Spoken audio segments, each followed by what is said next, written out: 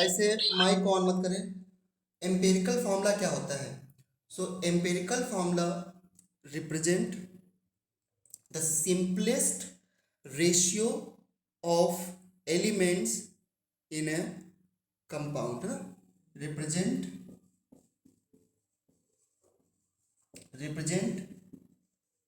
simplest ratio of element in a compound or molecules। ठीक है, empirical formula जो होता है वो एलिमेंट का सिंपलेस्ट रेशियो रिप्रेजेंट करता है किसी कंपाउंड में। देव अपने वीडियो को ऑन करें। देव जो भी ऑफ करेगा मैं उसको रिमूव कर दूंगा। अगर मुझे डेली यही बोलता रहूंगा तो मैं पढ़ाई में कैसे कॉन्सेंट्रेट करूंगा। So empirical formula represent simplest ratio of element in a compound.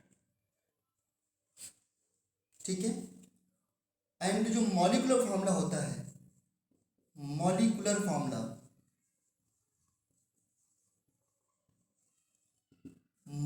Formula represent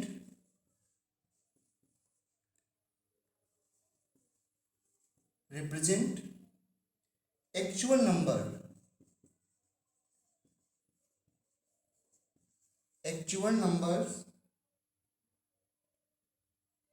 of moles of atom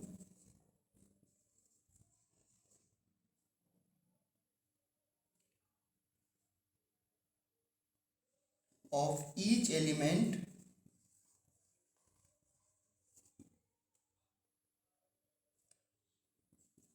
present in 1 mole compound। ठीक है ना, molecular formula actual number of कितने एलिमेंट प्रेजेंट है ये रिप्रेजेंट करता है, और एम्पिरिकल फॉर्मूला रिप्रेजेंट करता है simplest ratio of element in compound. अब ये तो डेफिनेशन हो गई, इनकी डेफिनेशन को कोई नहीं पूछता है, इसमें सीधा न्यूमेरिकल आता है। तो एक एग्जाम्पल से सीखेंगे कि मॉलिक्यूलर फॉर्मूला और एम्पिरिकल फॉर्मूला क्या होते हैं। ठीक है, तो मैंने क्या बोला, molecular formula represent actual number of elements in 1 mole compound. आप डेफिनेशन देख लेना इस तरीके से, मॉलिक्यूलर फॉर्मूला क्या होता है, represent actual number of elements in a compound, and the empirical formula क्या होता है, represent simplest ratio of elements in a compound. चलो देखते हैं इस बात को क्या मतलब है। जैसे मैं आपसे कहूं कि C6H12O6, ये मॉलिक्यूल जो लिखा है किस कंपाउंड का है?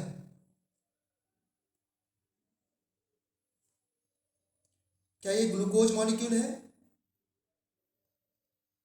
Yes sir. हाँ, ये ग्लूकोज मॉलिक्यूल है, और ये मॉलिक्यूल 1 मोल है या 2 मोल है? 1 मोल है ना ये? यस सर, 1 मोल। हाँ 1 मोल है। तो 1 मोल ये कंपाउंड है, और इस 1 मोल में एक्चुअल कार्बन के कितने एलिमेंट्स हैं? 6। बोलो बच्चों। Yes sir. एक्चुअल कार्बन के एलिमेंट्स कितने हैं? 6। 6। एक्चुअल हाइड्रोजन के कितने एलिमेंट्स हैं? 12। और एक्चुअल ऑक्सीजन के कितने एलिमेंट्स हैं? 6। तो ये होता है मॉलिक्यूलर फॉर्मूला। ग्लूकोज का ये क्या है, molecular formula which represent actual number of atoms in A 1 mole compound. This is a molecular formula. MF का मतलब है मॉलिक्यूलर फॉर्मूला। अब मैं पूछूं कि इसका एम्पिरिकल फॉर्मूला क्या है, तो बताओ कार्बन हाइड्रोजन ऑक्सीजन का सिंपलेस्ट रेशियो क्या हो सकता है? इसी कंपाउंड का एम्पिरिकल फॉर्मूला क्या हो सकता है? तो एम्पिरिकल फॉर्मूला मतलब कि एलिमेंट्स का सिंपलेस्ट रेशियो। बताओ इस मॉलिक्यूल 1:1। Very good 1:1। हाँ, इस मॉलिक्यूल को मैं किस नंबर से डिवाइड कर सकता हूँ? 6 से। 6 से, तो आ जाएगा CH2O। तो यहाँ पर रेशियो क्या, 1:2:1। तो ये होता है empirical formula which represent the simplest ratio of the elements in a compound, and molecular formula is the actual formula of a compound, ठीक है, जिसमें कि एक्चुअल नंबर ऑफ एटम्स मिलते हैं। एक बात मैं आपसे पूछना चाहता हूँ, क्या एक एम्पेरिकल फार्मूला के बहुत सारे मॉलिक्यूलर फार्मूला हो सकते हैं? Yes sir. यस Yes, या नो? sir. Yes sir. हो सकते हैं। जैसे ध्यान देना, अगर मैं, बच्चों ध्यान देना, बहुत इंपॉर्टेंट बात बता रहा हूँ, ये एक एम्पेरिकल फार्मूला है, क्या इस मॉलिक्यूल में इससे कम कार्बन हाइड्रोजन ऑक्सीजन हो सकते हैं? मतलब इससे सिंपलेस्ट रेशियो आ सकता है क्या इस मॉलिक्यूल का? इस मॉलिक्यूल का इससे सिंपलेस्ट फॉर्मूला आ सकता है? नहीं आ सकता ना? No sir. अब मुझे बताओ, अगर मैं इस मॉलिक्यूल में 2 से मल्टीप्लाई कर दूं, ध्यान देना बच्चों, अगर इस मॉलिक्यूल में मैं 2 से मल्टीप्लाई कर दूं तो क्या बनेगा बताओ जरा? C2H4O2 बनेगा। हाँ, C2H4O2 बनेगा, जिसका स्ट्रक्चर क्या हो सकता है? CH3COH। बताओ ये कंपाउंड क्या होता है? Acetic acid. Acetic acid, very nice. और अगर इसी कंपाउंड में CH2O का होल, CH2O को मैं 6 से मल्टीप्लाई कर दूं तो ये बन जाता है C6H12O6। ये क्या बन गया आपका? ग्लूकोज। ग्लूकोज। और इसमें 3 से मल्टीप्लाई कर दो तो कुछ और आ जाएगा, 4 से करोगे तो कुछ और आ जाएगा। अब मुझे बताओ, मैं आपसे पूछूं कि एसिटिक एसिड का एम्पेरिकल फार्मूला क्या है, क्या जवाब दोगे? What is the empirical formula of acetic acid? CH2O। CH2O। What is the empirical formula of glucose? CH2O। मैं पूछूं, ये कंपाउंड लिखा हुआ है C3H6O3, इसका एम्पेरिकल फार्मूला क्या है? CH2O। C4H8O4, इस कंपाउंड का एम्पेरिकल फार्मूला क्या है? CH2O। तो क्या बच्चों एक एम्पेरिकल फार्मूला के काफी सारे मॉलिक्यूलर फार्मूला निकल सकते हैं? सॉरी, काफी सारे मॉलिक्यूलर फार्मूला का एक ही एम्पेरिकल फार्मूला हो सकता है? Yes sir. हाँ, पहली बात तो आपको ये बात सीखनी थी। क्या सही बच्चों के क्लियर है? चलो, तो एम्पेरिकल फार्मूला क्या होता है? जो लोवेस्ट सिंपलेस्ट रेशियो होता है, that is empirical formula. And molecular formula क्या होता है? एक मोल कंपाउंड में जो एग्जैक्ट नंबर होते हैं, एक मोल ग्लूकोज में exact 6 carbon, exact 12 carbon, exact 6 oxygen.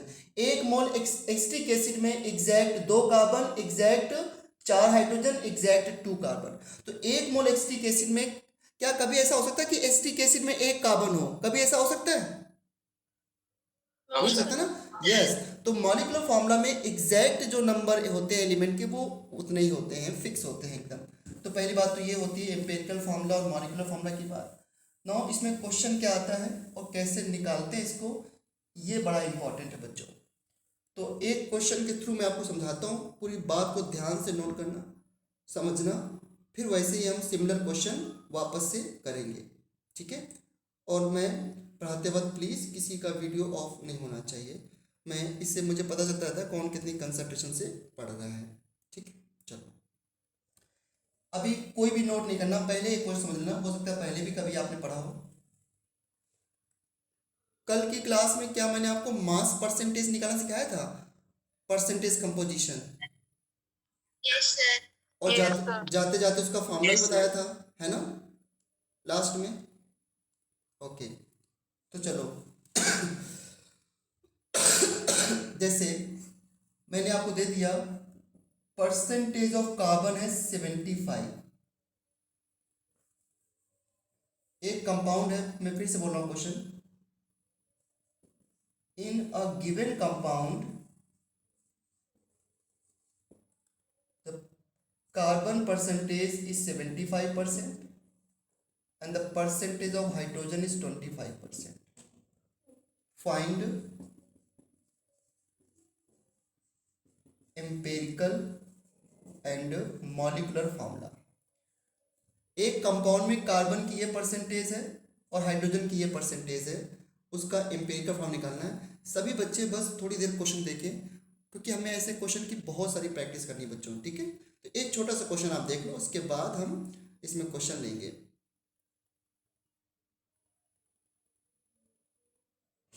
देखो ध्यान से। तो पहली बात ये करना है आपको कि जो भी परसेंटेज गिवन है उसको वेट में लिखना है, और ये चेक करना है कि जो गिवन परसेंटेज है वो 100 के बराबर है कि नहीं है। क्या ये गिवन परसेंटेज जो दोनों का अलग अलग है वो 100 है कि नहीं है टोटल? Yes, sir. अगर 100 ना होता तो क्या करते?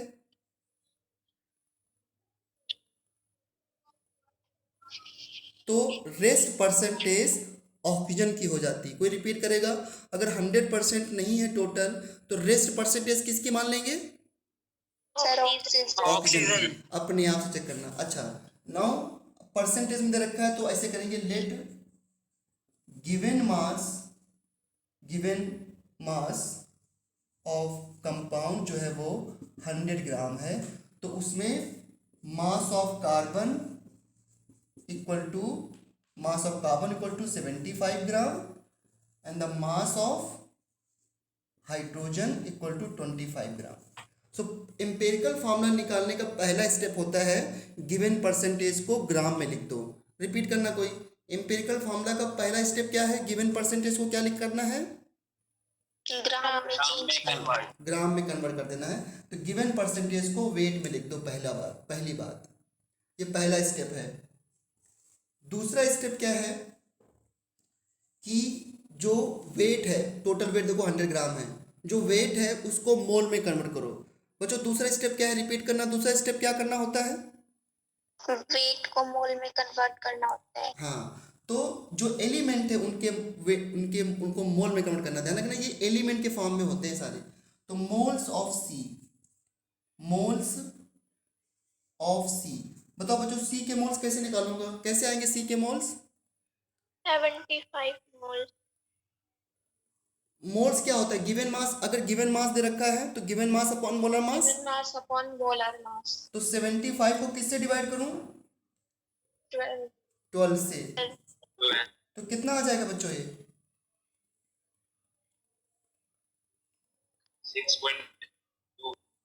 6.2। क्या 6.25 आएगा बच्चों? पूरा कट जा रहा है ना? हाँ। और इसके बाद मोल्स ऑफ H कितने आएंगे? 25 डिवाइड बाई 25 अपॉन 1। कितने से डिवाइड करूं? 1 से। एटॉमिक मास ऑफ हाइड्रोजन है ना, सो 1 कितना आ जाएगा? 25। तो दूसरा स्टेप क्या है? पहला स्टेप था ये स्टेप 1, स्टेप 2। पहला स्टेप गिवन परसेंटेज को ग्राम में लिखो, दूसरा वेट को मोल में कन्वर्ट करो। अब थर्ड स्टेप में आते हैं। थर्ड स्टेप में निकालते हैं सिंपलेस्ट रेशियो।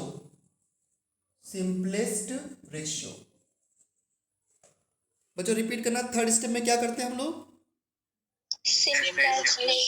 सिंपलेस्ट रेशियो निकालते वक्त पहले कार्बन और फिर हाइड्रोजन फिर रेस्ट ऑफ द एलिमेंट। तो कार्बन हाइड्रोजन का रेशियो निकालना है। तो सिंपलेस्ट रेशियो निकालते वक्त पहले जो इनके मोल्स आए उसको लिखो। 6.25 रेशियो 25, ये इनके मोल्स आए हैं।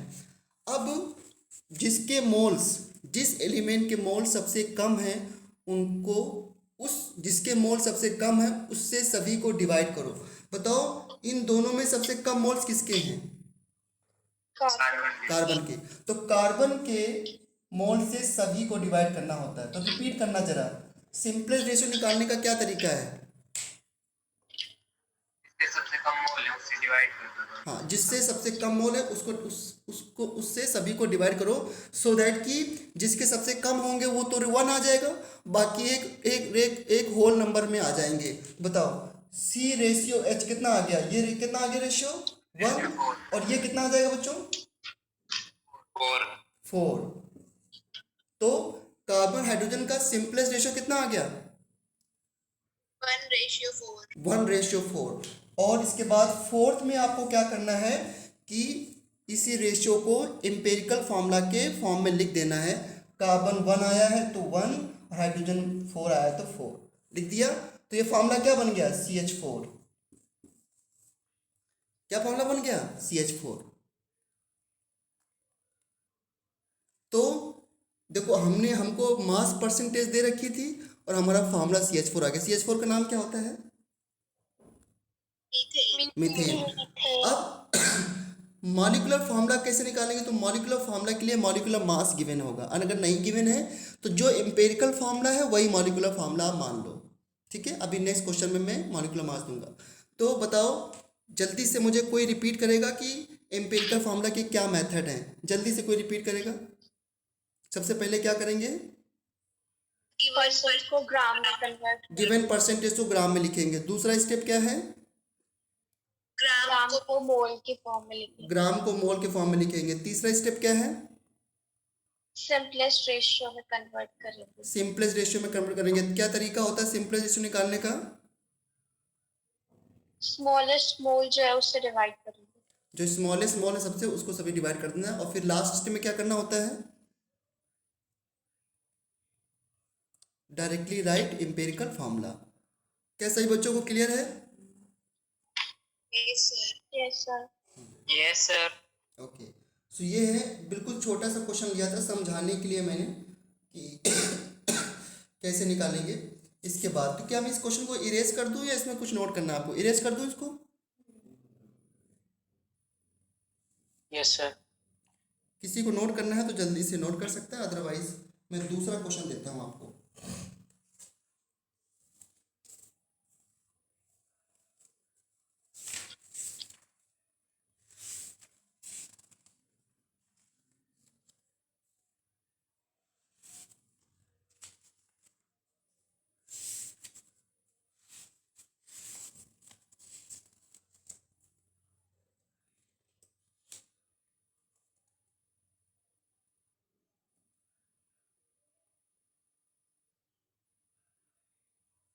चलो मैं नेक्स्ट क्वेश्चन देता हूँ। आप सभी के पास रफ कॉपी और पेन होना चाहिए, और मैं देखूंगा कौन सॉल्व कर रहा है, कैसे सॉल्व कर रहा है, और मुझे एक एक चीज़ बताना है। इस एम्पिरिकल फार्मूला को आप सभी लोग खुद ही सॉल्व करोगे, ठीक है?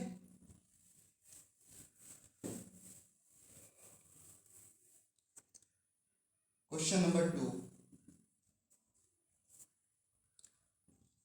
an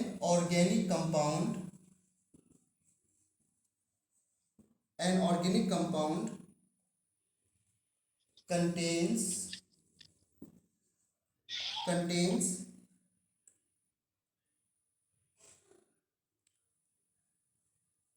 carbon 40.68%, hydrogen 8.48%, nitrogen 23.72%, and oxygen 27.12%. Find empirical formula. Find empirical formula calculation करना है और मुझे बताना है कैसे सॉल्व करेंगे। तो अब देखो ऑक्सीजन भी दे रखा है, तो इसको ऐड करोगे तो टोटल 100% ही आएगा। तो पहले सीधा सीधा क्या लिख लोगे? इन परसेंटेज को किस में कन्वर्ट करोगे? सीधा सीधा ग्राम में। तो मास ऑफ कार्बन कितना हो जाएगा? 40.68 gram. Mass of hydrogen 8.48 gram. Mass of nitrogen इतना। चलो जल्दी से सॉल्व करो और मुझे एक एक के आप लोग बताओगे कि क्या मोल्स आए हैं। जल्दी से मुझे बताओ, पहले सभी के मोल्स निकालो। मैं चेक कर रहा हूँ सभी को, और वीडियो ऑफ नहीं होना चाहिए। मैं सभी को चेक कर रहा हूँ कौन कैसे सॉल्व कर रहा है। माइक को ऑफ कर लें, अनम्यूट कर लें।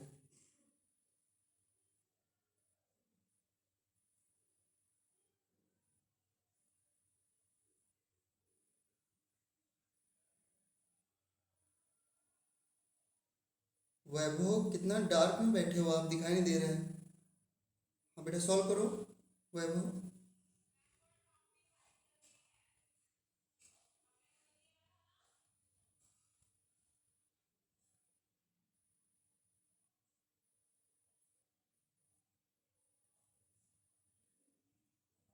विपुल हिमांशु वीडियो ऑन करें।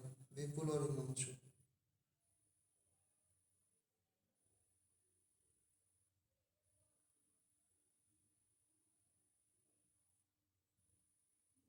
दिवाकर, दिव्या, केतन, नीता, ये लोग बात नहीं सुन रहे हैं।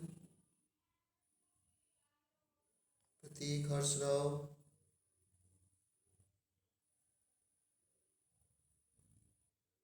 तनिक्षा क्या कर रहे हो? वीडियो क्यों ऑफ है? प्रतीक, हर्ष राव, सारिका, दीपेश, जतिन, नीता, दिवाकर, विशेष, इशिका,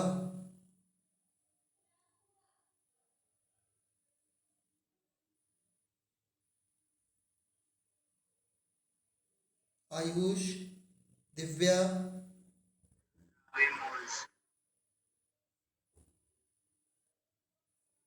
जय,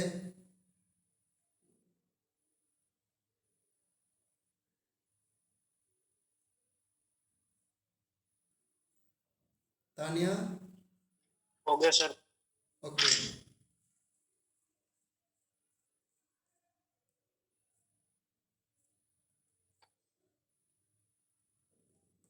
चलो। सो मुझे इनके मास तो ये हो जाएंगे। इनके मास क्या हो जाएंगे बच्चों? 40.68 ग्राम, 8.48 ग्राम, 23.72 ग्राम, 27.12 ग्राम। ये इनके मास हो जाएंगे। मोल्स ऑफ सी कितने आए बच्चों? मोल सी कितने आए? मैं मोल को एन से रिप्रेजेंट कर रहा हूँ। मोल सी कितने आए बताना जरा मुझे। 3.39, वेरी गुड। 40.68 डिवाइड बाई 12 करोगे, एटॉमिक मास कार्बन से डिवाइड करोगे तो 3.39 आएंगे। मोल्स ऑफ एच कितने आए हैं? यही रहेंगे 8.48 डिवाइड बाई 1, 8.48। अच्छा, मोल्स ऑफ नाइट्रोजन कितने आए हैं? 1.6 डिवाइड बाई कितने से डिवाइड किया था? नाइट्रोजन का एटॉमिक मास कितना होता है? 14। एक मोल का मास 14 होता है, इससे डिवाइड करोगे तो इसके मोल शायद 1.69 आए बच्चों, 1.69। Yes sir. और moles of oxygen atom 27.12 divide by 16, 1.695। ये भी 1.69 अप्रोक्स में आया है। Yes sir. Okay, yes. तो ये इनके मोल्स आ गए और हमको क्या निकालना होता है इसके बाद? दूसरा स्टेप हो गया, पहला स्टेप, दूसरा स्टेप, तीसरा स्टेप क्या निकालना होता है? Simplest ratio. तो तीसरे स्टेप में होता है सिंपलेस्ट रेशियो। देखो ध्यान से, सिंपलेस्ट रेशियो लिखते वक्त पहले कार्बन लिखेंगे तो कार्बन रेशियो हाइड्रोजन, फिर इसके बाद नाइट्रोजन ऑक्सीजन लिखो, सबसे लास्ट में ऑक्सीजन लिख दो, सही रहेगा। नाइट्रोजन ऑक्सीजन इक्वल टू, इनके लिखो जरा, 3.39 इक्वल टू, मैं यहाँ पे लिख रहा हूँ 3.39, और हाइड्रोजन कितना है? Ratio 8.48, ratio 1.69, ratio 1.69। बताओ क्या तरीका होता है सिंपल रेशियो निकालने का? उनमें 1.69 से डिवाइड कर देगा, सबको डिवाइड कर दो। जिसके सबसे कम मोल है उसे डिवाइड करना है ना, तो 1.69 से सभी को डिवाइड कर दो। 2:5:1 तो ये आ जाएगा बच्चों, ये दोनों दोनों 1 1 हो जाएंगे, और ये आ जाएगा अप्रोक्सीमेटली 2, ये कितना आ जाएगा? 5। तो बताओ एम्पिरिकल फॉर्मूला क्या हो गया? H5NO। This is the empirical formula, C2H5NO। ये हमारा एम्पिरिकल फॉर्मूला है। सही बच्चों के बात क्लियर है एकदम? Yes sir. ओके, सो इस तरीके से एम्पिरिकल फॉर्म निकालना पड़ेगा। अब मुझे एक काम करो, सभी बच्चे इस एम्पिरिकल फॉर्मूला का मास निकाल के दिखाओ। बताओ इस एम्पिरिकल फॉर्मूला का टोटल मास कितना है? इसे बोलते हैं एम्पिरिकल फॉर्मूला मास, जिसे एक मोल के मास को बोलते हैं मोलर मास ना, वैसे इसका नाम, इसका जो मास निकालोगे that is empirical formula mass. Tell me क्या आएगा एम्पिरिकल फॉर्मूला मास?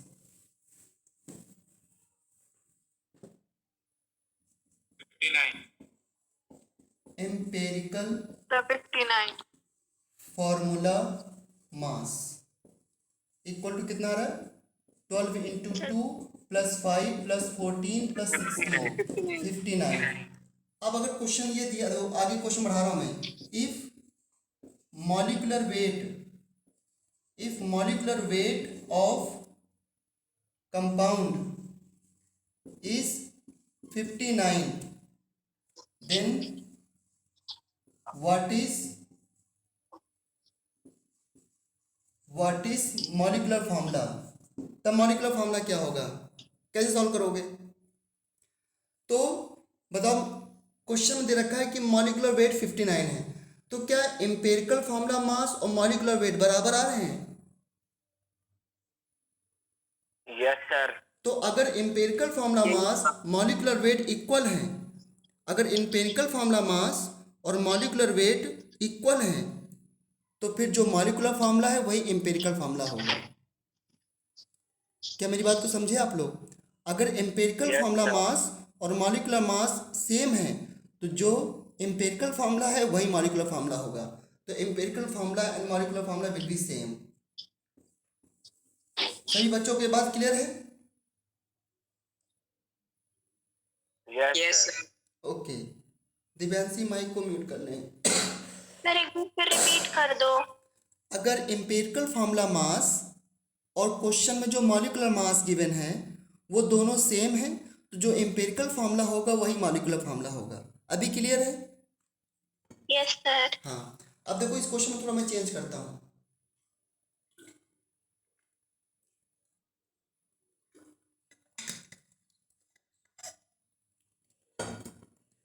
अगर इसी क्वेश्चन में ये दे दिया जाए, इफ मॉलिक्यूलर वेट इज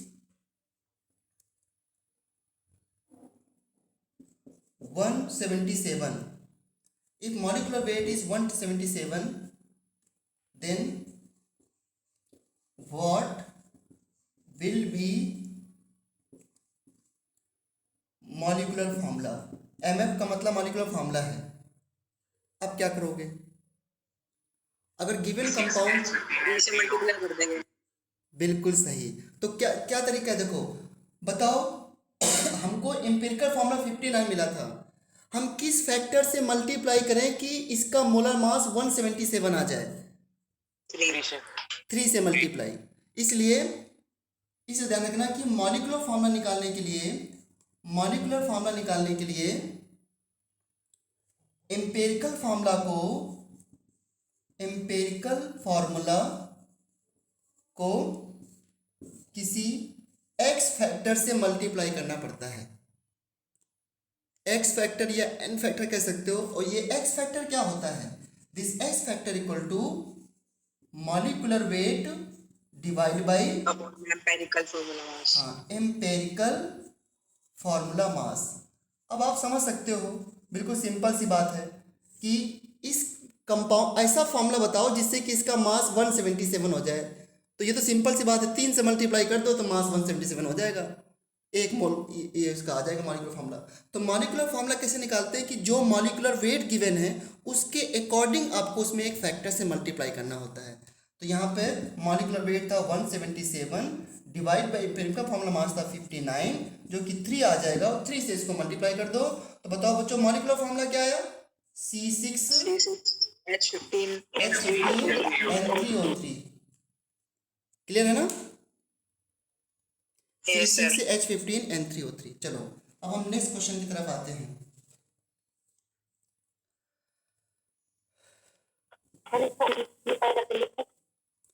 हाँ जी, किसी ने कुछ बोला है, मुझे समझ नहीं आया क्या बोल रहे हैं।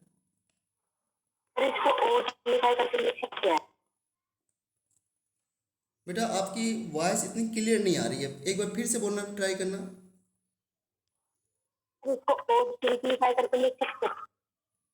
अच्छा, किसी बच्चे को इसकी बात समझ में आई हो तो मुझसे बताए, क्या पूछ रहे हैं? सर ये कह रहा है कि इसको और सिंपलीफाई करके लिख सकते हैं।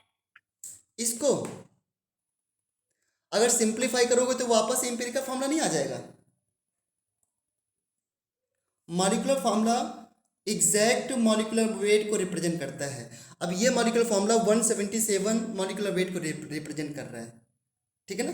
तो मॉलिक्यूलर फार्मूला, अब अच्छा बताओ वाटर का मॉलिक्यूलर फार्मूला क्या होगा जो वाटर के 18 ग्राम को रिप्रेजेंट करे? ग्लूकोज का मॉलिक्यूलर फार्मूला क्या होगा जो ग्लूकोज के 180 ग्राम को रिप्रेजेंट करे? बच्चों समझ नहीं समझ रहे हो? ग्लूकोज का फॉर्मूला C6H12O6 से होगा क्योंकि वही तो 180 ग्राम को रिप्रेजेंट कर रहा है। तो इसलिए गिवन मॉलिक्यूलर मास के अकॉर्डिंग हमें मॉलिक्यूलर फॉर्मूला निकालना पड़ता है। चलो एक क्वेश्चन और लेते हैं।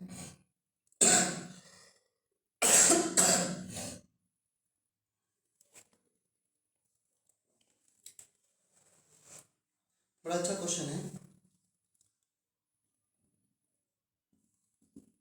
An organic compound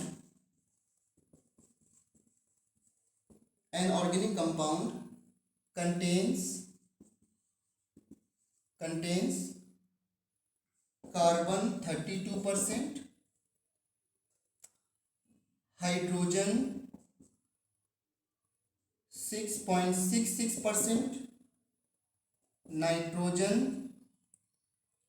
18.67%।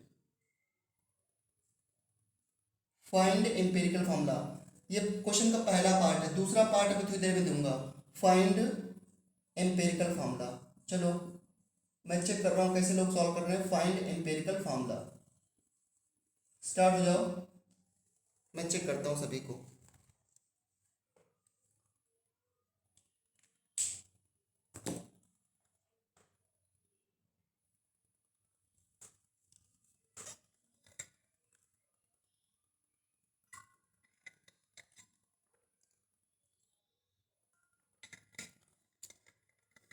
क्या ये टोटल परसेंटेज 100 है? No sir. नो सर, तो क्या करना पड़ेगा फिर? ऑक्सीजन की होगी बाकी। ऑक्सीजन ले। रेस्ट ऑफ द ऑक्सीजन होगी। बताओ ऑक्सीजन की क्या निकल के आएगी परसेंटेज? 42.67। हाँ बिल्कुल सही, 42.67%। तो ये ऑक्सीजन को देखो इस बार गिवन नहीं थी, आपने खुद ही निकालना है। जल्दी से सभी के मोल्स निकालो फटाफट।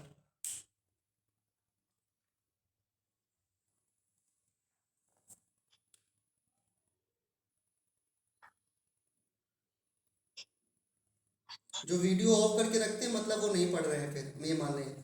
तन्वी बेटा क्वेश्चन कर रहे हो? सर निकाल लिया मोल्स। ओके ठीक है।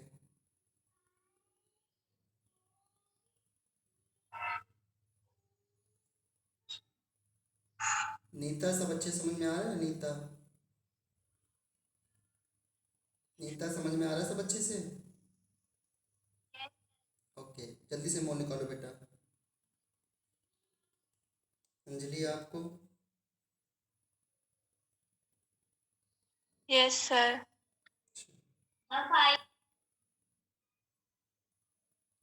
आयुष बेटा कोई दिक्कत तो नहीं आ रही है समझने में?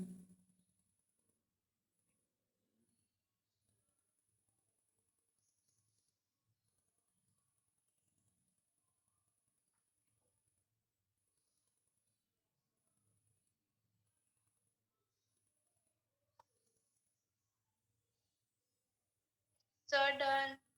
ओके चलो सर डन। Okay fine.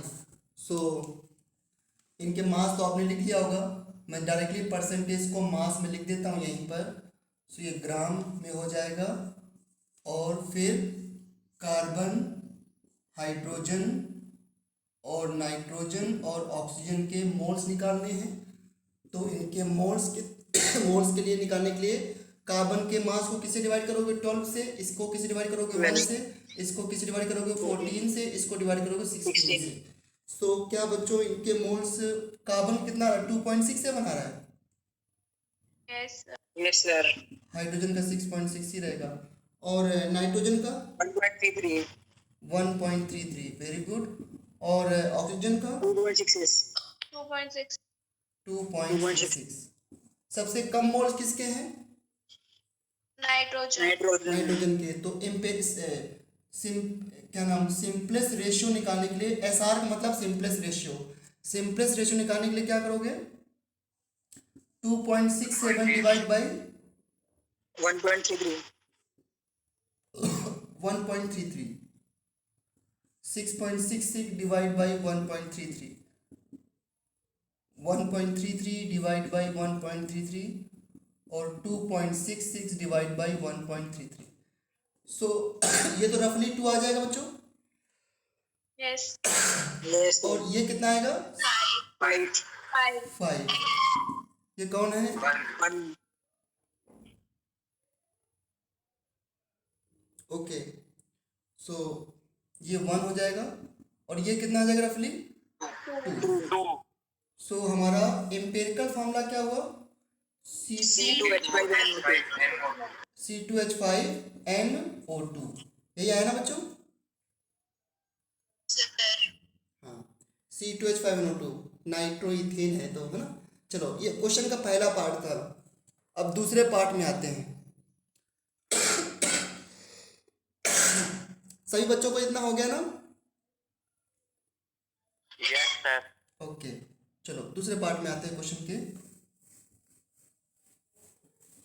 और क्लास के स्टार्ट में मैंने आपसे वेपर प्रेशर इसलिए पूछा था। तो दूसरा पार्ट दे रखा है, part B of the question. If vapour density, if vapour density of given of compound is 37.5, 37.5, find molecular formula। MF का मतलब क्या है यहाँ पर?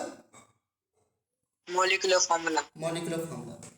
अब वेपर डेंसिटी दे रखी है और मॉलिकुलर फार्मूला पूछा है, तो बच्चों यहाँ पे क्या समझ रहे हो कि अगर वेपर डेंसिटी गिवन है तो कहीं ना कहीं मॉलिकुलर फार्मूला निकालने के लिए तो हमको मोलर मास चाहिए ना? Yes, sir. तो वेपर डेंसिटी और मोलर मास में कोई तो रिलेशन होता होगा, तभी तो वेपर डेंसिटी दे रखी है।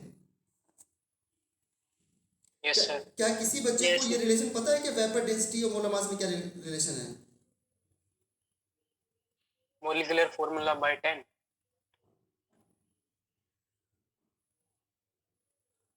Molecular formula divide by 10.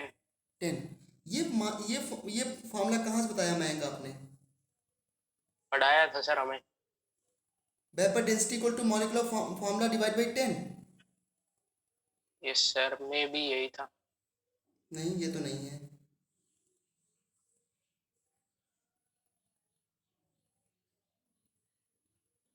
Vapour density क्या होती है पता है? Sir, molar mass upon में 2. Molar mass upon 2। 2 कहाँ से आया जय? वेरी गुड जय, 2 कहाँ से आया? Sir, वो जो फर्स्ट पार्ट था उसमें 75 आएगा। 75 आएगा। उसको 37.5 से डिवाइड कर देना। अच्छा, इसलिए 2 आ गया। इसलिए 2 आ गया है। चलो, वेपर डेंसिटी क्या होती है समझना ध्यान से। वेपर डेंसिटी ध्यान समझना, वेपर डेंसिटी जो होती है ये रिलेटिव डेंसिटी है।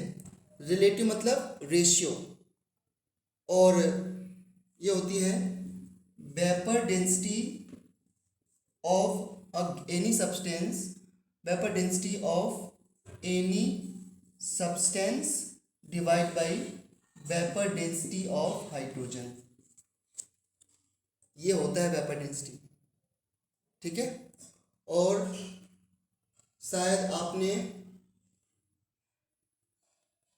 क्या आप लोगों ने ये भी सुना है स्पेसिफिक ग्रेविटी? स्पेसिफिक ग्रेविटी नहीं सुना होगा ना? चलो कोई बात नहीं। तो वेपर डेंसिटी जो होता है, vapour density, sorry vapour density यहाँ लिखता हूँ मैं, density of a substance divide by density of hydrogen. Vapour density होती है density of any substance divide by density of hydrogen gas, H2 gas. ये रिलेटिव डेंसिटी है। अगर किसी की भी डेंसिटी को हाइड्रोजन गैस की डेंसिटी से डिवाइड कर दिया जाए तो उसे हम लोग वेपर डेंसिटी कहते हैं। और अगर किसी भी सब्सटेंस डेंसिटी को वाटर की डेंसिटी से डिवाइड कर दिया जाए तो उसे बोलते हैं स्पेसिफिक ग्रेविटी। मॉइस्चर कितना प्रेजेंट है एटमॉस्फेयर में, यानी कि वाटर की डेंसिटी से डिवाइड कर दी जाए। अभी हमको इसकी जरूरत है, इस पे बात कर रहे हैं। तो चलो अब मैं इसको स्पेसिफिक ग्रेविटी रिपीट करना। The density of a substance divide by density of A water. जब भी ग्रेविटी वर्ड आ जाए तो मॉइस्चर कितना प्रेजेंट है एटमॉस्फेयर में, तो फिर वाटर का नाम आ जाएगा रिलेटिव टू वाटर, और वेपर डेंसिटी होती है रिलेटिव टू हाइड्रोजन। अब मुझे एक चीज बताना बच्चों, डेंसिटी क्या होती है, नॉर्मल डेंसिटी क्या होती है?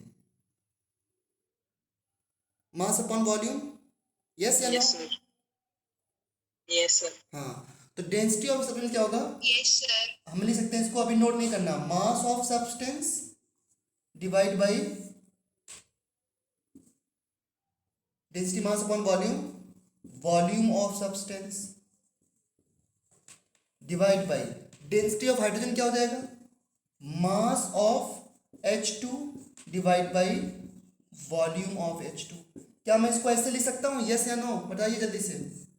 Yes sir, yes sir. ठीक है। Yes sir. अब यहाँ पर जो मास ऑफ सब्सटेंस को मैं यूज कर रहा हूँ मोलर मास, तो अगर मैं यहाँ पर मोलर मास यूज कर देता हूँ तो नीचे भी यहाँ पे H2 को क्या आ जाएगा?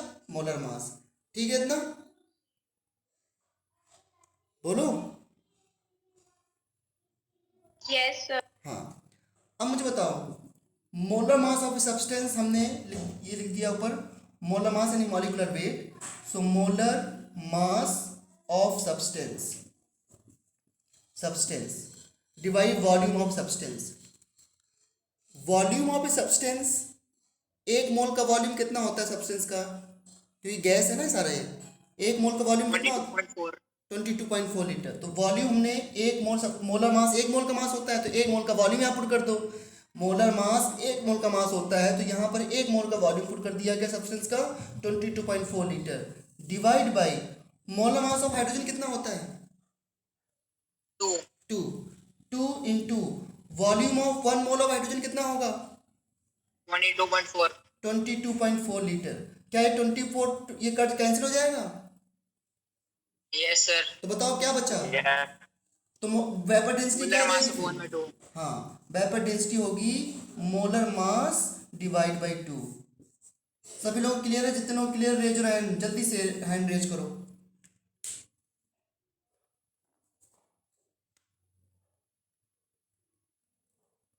बहुत कम लोगों ने किया है।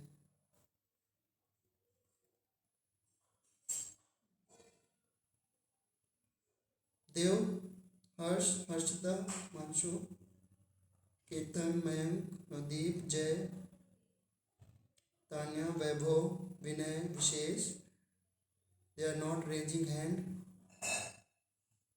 सर किस लिए हैंड रेज करना है? कि ये आपको समझ में आया कि नहीं आया है, और किस लिए हैंड रेज करते हैं? या तो कोई डाउट पूछना होता तब हैंड रेज करते हैं, या समझ में आ गया तब हैंड रेज करते हैं। चलो ठीक है बच्चों, इसे इरेज कर दूं मैं? Yes sir. ओके, तो अब मुझे बताओ, वेपर डेंसिटी ऑफ कंपाउंड इतना दे रखा था, तो फिर कंपाउंड का मॉलिक्यूलर वेट क्या होगा? 75 है। हाँ, 2 इंटू वेपर डेंसिटी कितना आ जाएगा? 37.5 इंटू 2 कितना आ जाएगा? 75 ग्राम। और एम्पेरिकल फॉर्मूला क्या था? एम्पेरिकल फॉर्मूला क्या था? Empirical formula C2H5NO2। C2H5NO2। तो बताओ एम्पेरिकल फॉर्मूला मास क्या है? 75।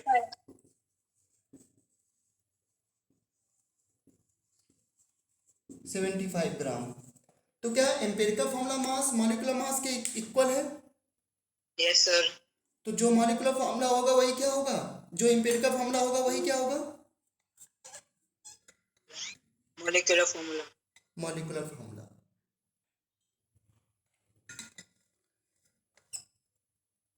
ठीक है,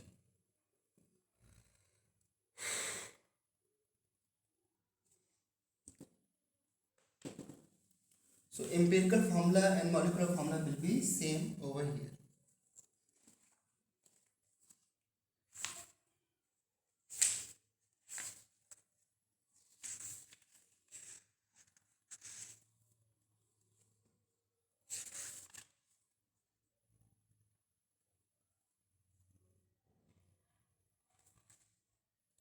चलो एक क्वेश्चन लेते हैं और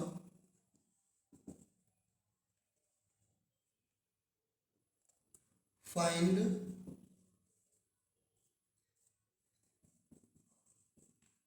empirical formula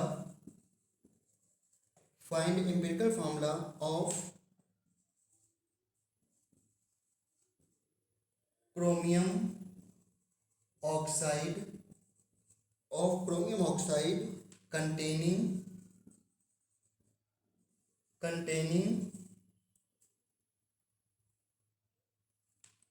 68.4%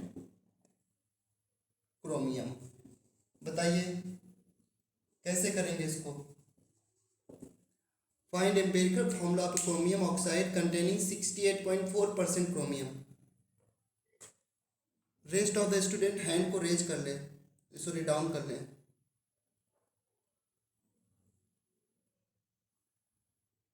बताइए कैसे करेंगे इसको। सर पहले तो ऑक्सीजन की निकालेंगे। देखो पहले तो क्रोमियम का मास कितना दे रखा है, 68.4। Mass of chromium equal to 68.4 gram.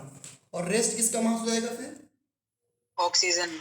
Oxygen mass of oxygen equal to 31.6।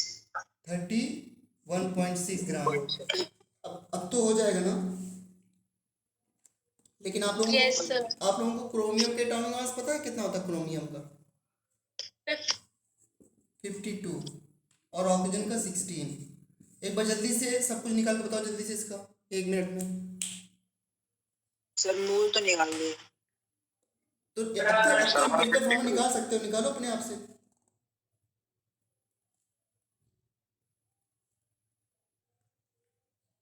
ये बड़ा अच्छा क्वेश्चन है।